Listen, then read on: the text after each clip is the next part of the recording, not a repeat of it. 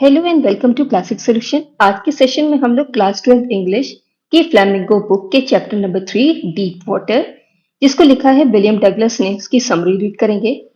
So students, ये काफी detailed summary है एंड आई एम श्योर इस समरी को पढ़ने के बाद में आपको पूरा चैप्टर पढ़ने की जरूरत नहीं पड़ेगी।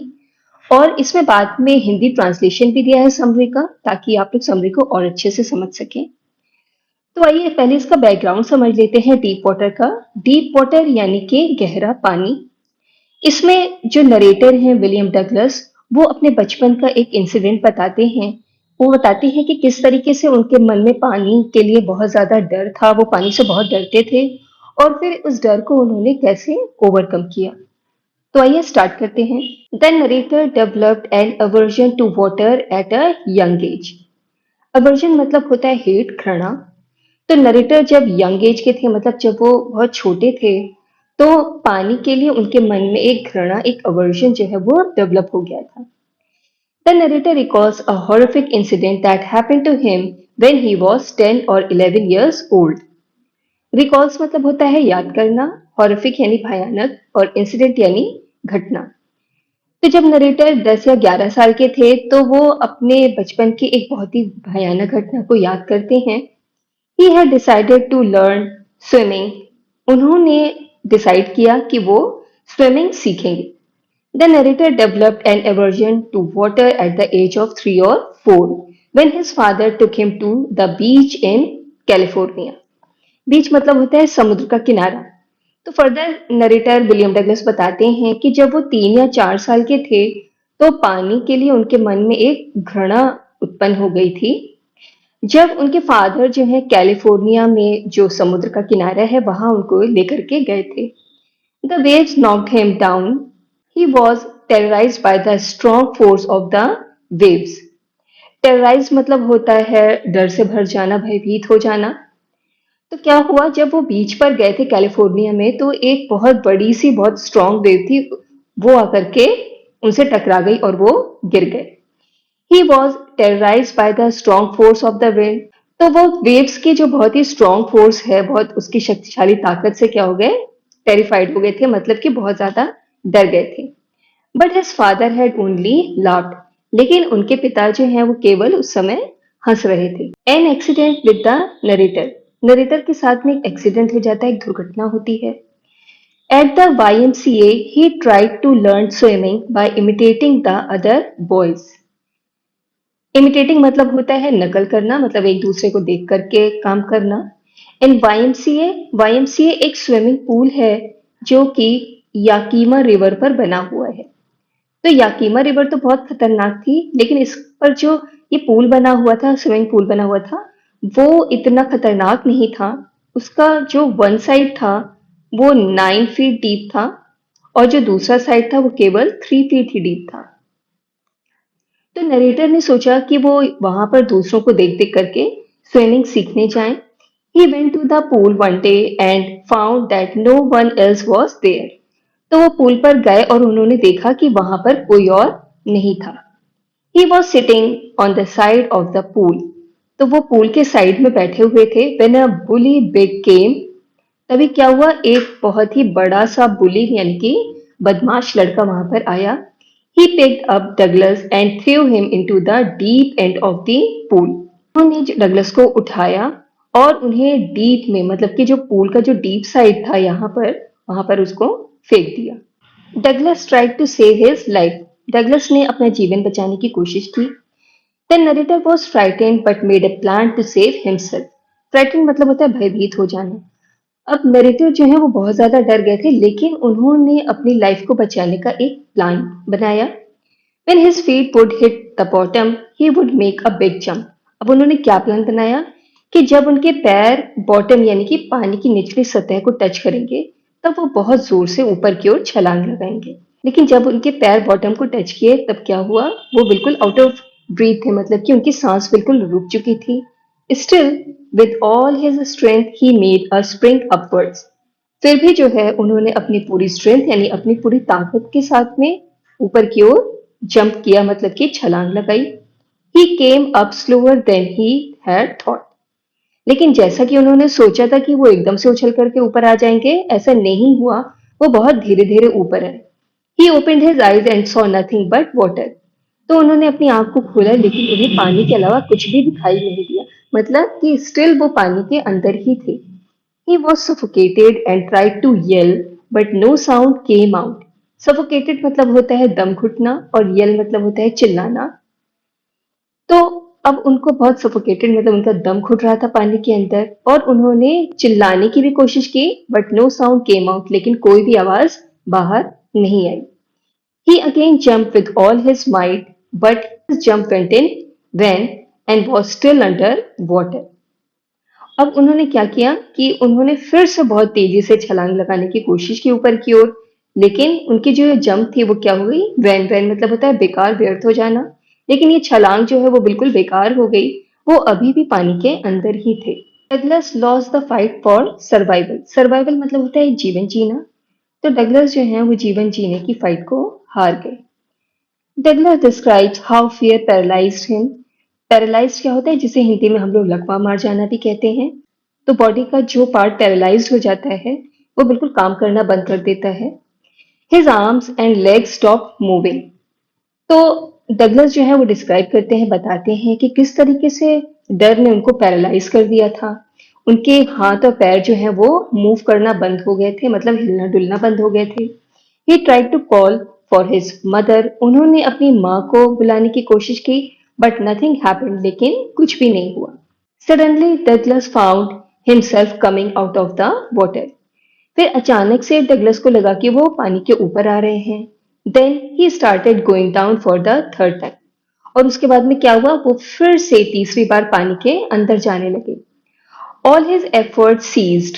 एफर्ट्स मतलब होता है प्रयास एंड सीज्ड मतलब होता है रुक जाना, बंद हो जाना। And his body went limp. Limp मतलब होता है ठंडा पड़ जाना, एकदम शिथिल हो जाना। तो उनके जो सारे जो जो कोशिश कर रहे थे पानी से बाहर आने की, क्या हुआ, वो कोशिशें सारी बंद हो गई और उनकी जो बॉडी है वो एकदम ठंडी हो गई, शिथिल हो गई। The next thing he remembers was laying on his stomach beside the pool vomiting. अब अगली चीज जो उन्हें याद थी वो ये थी कि वो पूल के किनारे अपने स्टमक यानी पेट के बल लेटे हुए हैं और उल्टी कर रहे हैं। The terror destroyed Douglas social life. तो इस टेरर ने मतलब पानी के लिए जो डर था, उसने डगलस की सोशल लाइफ को पूरी तरह से डिस्ट्रॉय कर दिया, मतलब नष्ट कर दिया। Douglas couldn't eat that night and never went back to the pool. उस रात को डगलस कुछ भी खा नहीं सकी और उसके बाद वो उस स्विमिंग पूल में वापस कभी नहीं गए। He feared water and avoided it. वो पानी से डरते थे और उससे अवॉइड ही करते थे, मतलब उससे दूर ही रहा करते थे। This handicap stayed with him as years rolled by. तो साल बीतते गए लेकिन ये जो पानी के लिए टेरर था ये हमेशा उनके साथ में रहा। It ruined his fishing trip and deprived him for the joy of canoeing, boating and swimming. अब पानी के लिए जो डर था उनके मन में, उसकी वजह से वो बहुत सी चीजों से डिप्राइव्ड मतलब होता है वंचित हो जाना या दूर हो जाना। तो वो बहुत सी चीजों से वंचित हो जाते थे, जैसे कि उनकी फिशिंग ट्रिप, मतलब वो मछली पकड़ने नहीं जाते थे। एंड जॉय ऑफ कैनोइंग मतलब कि कैनोइंग एक छोटी बोट होती है, तो उसको वो नहीं चला पाते थे। बोटिंग करने नहीं जाते थे, स्विमिंग करने, वो इन सब चीजों के आनंद से वो दूर रहते थे। Finally Douglas decided to get a swimming instructor. Finally Douglas ने क्या डिसाइड किया कि वो एक स्विमिंग इंस्ट्रक्टर रखेंगे, मतलब एक ऐसा टीचर रखेंगे जो उन्हें स्विमिंग सिखा सके। The instructor put a belt with a rope around Douglas. तो उन्होंने जो स्विमिंग सिखाने के लिए जो इंस्ट्रक्टर रखा था उसने क्या किया, उसने एक रोप से बेल्ट को बांधा और वो बेल्ट उन्होंने डगलस को पहना दी या बांध दी। This rope went through a pulley. तो ये जो रोप है, ये जो रस्सी है, ये एक पुली, पुली यानी ऐसे गोल गोल चरखी होती है, उससे होकर के जाती थी। The instructor held on to the end of the rope. और इंस्ट्रक्टर जो है इस रस्सी का जो दूसरा किनारा था, जो दूसरा साइड था, वो इंस्ट्रक्टर ने खुद पकड़ के रखा हुआ था। मतलब जैसे ये स्विमिंग पूल है, इसके ऊपर एक रस्सी बंधी हुई है और यहाँ पे एक पुली है। पुली गोल चरखी होती है जो कुएं से पानी निकालते समय आपने देखा होगा यूज की जाती है। तो इसमें से एक रस्सी ऐसे निकाली उन्होंने। तो रस्सी का जो एक एंड था उस पर उन्होंने बेल्ट बांधी और उसे डगलस को पहना दिया। और जो दूसरा एंड था वो इंस्ट्रक्टर ने खुद पकड़ा हुआ था। Each time the instructor relaxed his hold on the rope. Her bar instructor क्या करते थे कि रस्सी से अपनी पकड़ को थोड़ा सा ढीला कर देते थे and Douglas went under water. और डगलस जो है उस समय क्या हो जाता था, पानी के अंदर चले जाते थे। Some of the old terror return and froze his legs. तभी क्या होता था, जैसे ही वो पानी के अंदर जाते थे तो वही पानी के लिए जो उनका पुराना डर था वो आ जाता था और उनके पैर जो है एकदम फ्रोजन की जम जाते थे। It took him 3 months to get over his fear. और इस डर से ओवरकम होने में, मतलब इस डर से विजय प्राप्त करने में उन्हें लगभग 3 मंथ लग गए। Then the instructor taught him to breathe while swimming. उसके बाद में इंस्ट्रक्टर ने उन्हें सिखाया कि स्विमिंग करते समय सांस कैसे लेते हैं। Next he taught him to move his legs. और उसके बाद में उन्होंने सिखाया कि पानी में अपने पैरों को कैसे चलाते हैं। Thus, piece by piece, bit by bit, he built swimmer out of Douglas. इसी तरीके से छोटे छोटे टुकड़ों में और थोड़ा थोड़ा करके उन्होंने डगलस को एक स्विमर बना दिया। Douglas will to live grieve in intensity. Intensity मतलब होता है बहुत तीव्र, तेज हो जाना। विल मतलब होता है इच्छा शक्ति और लिव मतलब होता है जीवन जीना। तो जीवन जीने की जो इच्छा थी उनके अंदर वो बहुत ज्यादा तेज हो गई थी। मतलब स्विमिंग सीखने के बाद में वो खुल करके जीना चाहते थे, खुल करके स्विमिंग करना चाहते थे। After the training was finished, Douglas wondered if he would be terror-stricken when he would be alone in the pool. तो ट्रेनिंग होने के बाद में, मतलब स्विमिंग सीखने के बाद में, डगलस ने सोचा कि जब वो पूल में अकेले होंगे तो कहीं ऐसा तो नहीं कि वो फिर से डर जाएंगे। He tried and tiny vestiges of the old terror did return. तो उन्होंने कोशिश की, मतलब वो पूल में अकेले स्विमिंग करने गए और टाइनी मतलब होता है छोटे छोटे और वेस्टेजेस मतलब बचे हुए। तो वो जो थोड़ा बहुत जो डर बचा हुआ था उनके अंदर, वही पुराना वाला वो फिर से उन्हें डर लगने लग जाता था। But now he was not afraid. लेकिन अब वो भयभीत नहीं होते थे। Douglas was still not satisfied. लेकिन डगलस जो है अभी थोड़ी बहुत स्विमिंग करके सेटिस्फाइड नहीं हुए थे। So he went to the Wentworth in New Hampshire. तो वो कहाँ गए, लेक वेंटवर्थ में जो कि न्यू हैम्पशायर में है। And swum 2 miles across the lake. Swum swim की सेकंड फॉर्म है और वो 2 माइल्स जो है वो पूरे 2 मील अकेले स्विम उन्होंने किया लेक में। When Douglas was in the middle of the lake, जब डगलस लेक के मिडिल में आए, बीच में आए, he put his face under, तो उन्होंने पानी के अंदर अपना मुंह किया and saw nothing but bottomless water। और उन्हें केवल बॉटमलेस वाटर ही दिखा, मतलब चारों ओर पानी पानी दिखा जिसका कोई भी बॉटम वहां पर नहीं था। The old sensation came back to haunt him. तो जब वो पानी के अंदर अपना मुंह डालते हैं और उन्हें केवल पानी ही पानी दिखाई देता है तो क्या होता है, वो फिर से जो पुराना डर था, ओल्ड सेंसेशन जो है उनको फिर से आ जाती थी। But this time Douglas was strong. लेकिन इस समय डगलस क्या थे, बहुत स्ट्रॉन्ग हो गए थे। ही स्वैम टू द अदर शोर एंड बैक।